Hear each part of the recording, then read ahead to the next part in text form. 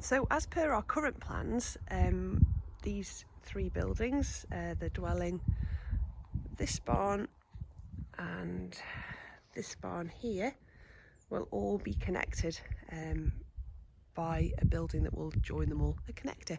And we're currently about to go through planning just to make some changes to the current, well, hopefully make some changes to the current planning permission.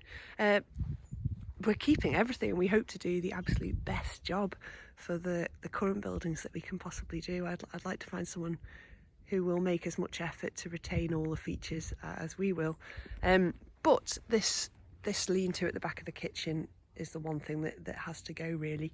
The last gentleman that lived here was Joseph Kelsall Stewart, and he moved over here in 1928 to the Isle of Man with his wife Bessie.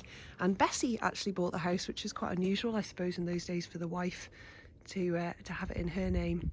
However, she ended up moving back to England at some point, and Joseph lived here on his own for quite a long time. And I think he had an horrendous damp problem.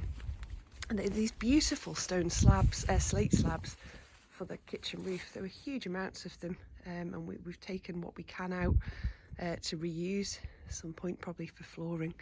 But what Joseph did was, instead of solving the damp problem, he just repeatedly painted layers and layers of tar, not just onto there, but onto the main roof as well. And you can see the tar that has been dribbling down that roof for many years.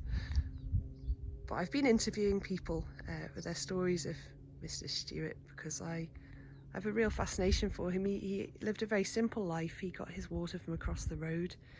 He had no electricity, just a dry toilet. It wasn't because he couldn't afford to, it was because he made that choice to live this really simple life up here, and he really loved this place. And so someone who, we love it and we hope it'll make us a brilliant family home. We won't be moving ever again. I feel a real affinity with Mr. Stewart. So behind here we have what is thought to have been the pigsty. There's not much of it left at the end of this barn. And this barn here also has the woods again, the rope stones, or the stone penises as it's called in Manx Gaelic, for a thatch. So it would have originally been thatched, and it's possible that this was the original dwelling. This back wall is in a pretty terrible state, and that'll have to be replaced. And this here is probably, looking from the stone at the bottom, probably would have been the original doorway, but they were obviously an awful lot shorter than they are now, because I'd have taken my head out on that.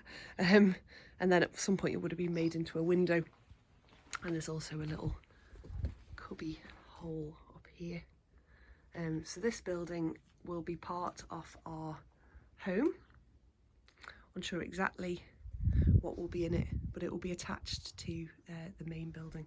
And there is a stunning view from here, as there is from everywhere else on this site.